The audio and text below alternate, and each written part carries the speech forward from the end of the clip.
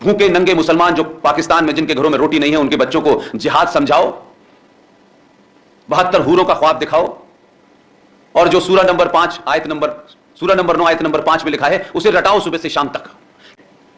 150 करोड़ की आबादी है हमारी, एक छोटे से मुल्क से, उसको 2 चपत मार के हम खुश हो जाते हैं।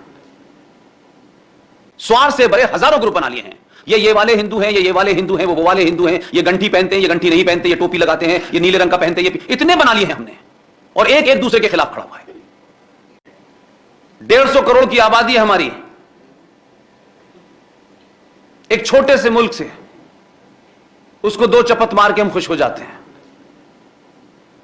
वो पिछले 70 साल से हमारे लिए प्रॉब्लम बना हुआ है। उसने भी अपनी रणनीति बदल ली, लेकिन अभी भी समाज की रणनीति भारत में नहीं बदली है।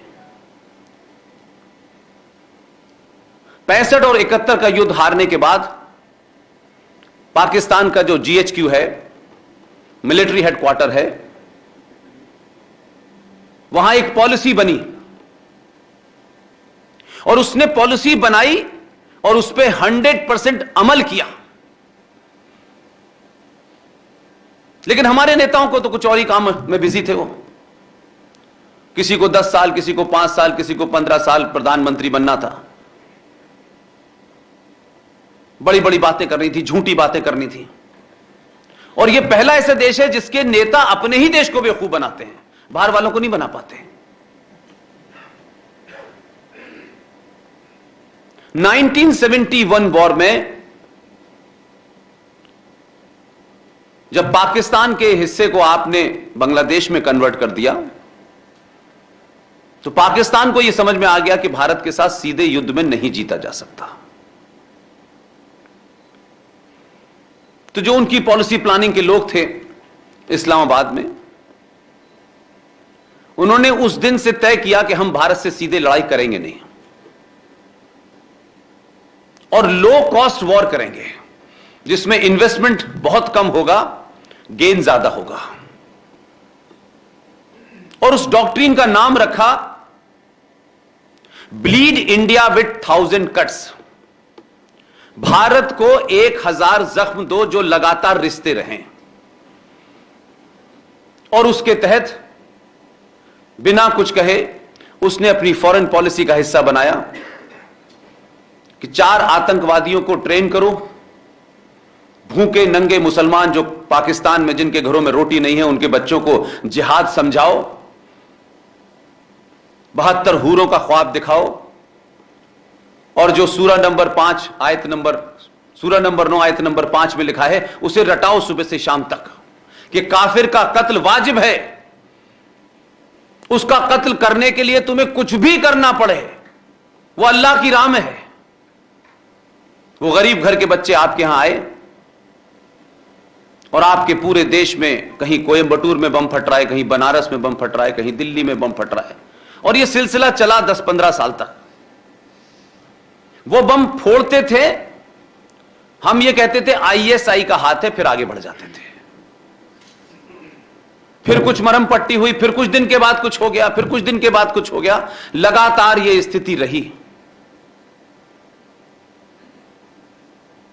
लेकिन हमारे समाज ने कैसे रेस्पॉन्ड करना चाहिए ताकि सरकारों पे दबाव बने, इसकी चिंता नहीं थी। क्योंकि हम तो कहते थे कि डिफेंस मिनिस्ट्री है ना इस काम के लिए। तो कोयंबटूर में बम रखने वाला कोई पाकिस्तानी था क्या? दिल्ली हाई कोर्ट के बाहर बम रखने वाला पाकिस्तानी था क्या? सोहराबुद्दीन पाकिस्तान से आया था, इशरत जहां पाकिस्तान से आए थे क्या?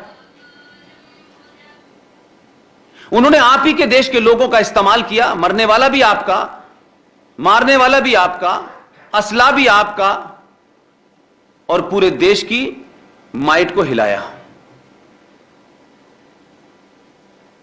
एक गरीब घर का लड़का जो किसी गांव में रहता था, मैं बात के उसके घर तक गया देखने कहां रहता है वो, उसको भेज दिया तैयार करके, और आपके देश के अपने दलाल नेताओं, सत्ता पे बैठे चाटुकारों ने उस पूरे हमले को अंजाम दिया, क्योंकि आपको अपने देश में सत्ता पे काबिज होना था।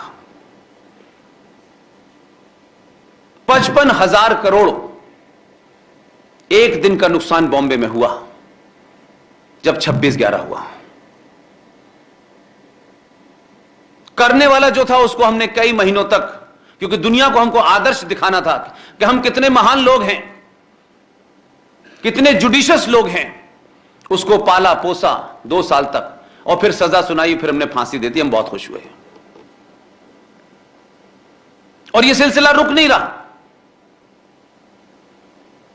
लेकिन हमारी सोच लगातार इसी के इर्द गिर्द घूम रही है कि पेट्रोल 100 रुपए का हो गया है, जीएसटी में कितना फायदा होगा, सैलरी वाले की चिंता यह है कि इनकम टैक्स में कितनी छूट मिलेगी,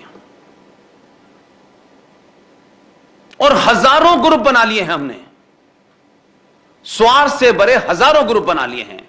ये वाले हिंदू हैं, ये वाले हिंदू हैं, वो वाले हिंदू हैं, ये गंठी पहनते हैं, ये गंठी नहीं पहनते, ये टोपी लगाते हैं, ये नीले रंग का पहनते हैं, ये इतने बना लिए हैं हमने, और एक एक दूसरे के खिलाफ खड़ा हुआ।